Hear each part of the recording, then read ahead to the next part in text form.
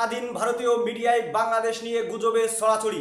সম্প্রতি আরাকান রাজ্যের বিদ্রোহীরা বাংলাদেশের চট্টগ্রাম সেন্ট মার্টিন দখল করেছে মর্মে সারাদিন মিডিয়ায় গুজব ছড়িয়ে যাচ্ছে। চলুন একবার দেখে নিই কি গুজব ছড়িয়ে যাচ্ছে বাংলাদেশের বিরুদ্ধে ভারতের উগ্র হিন্দুত্ববাদী রিপাবলিক বাংলার মতো মিডিয়ারা। বাংলাদেশ সীমান্তের কাছে প্রায় 271 কিলোমিটার দখল করে নেয় এই আরাকান আর্মি, অর্থাৎ আরাকান আর্মির কবজায় চলে যায় প্রায় 271 কিলোমিটার। আরাকান আর্মির দখলে সেন্ট মার্টিন ও চট্টগ্রাম। সম্প্রতি মিয়ানমারের আরাকান বিদ্রোহী গোষ্ঠীর দখলে রাখাইন রাজ্য।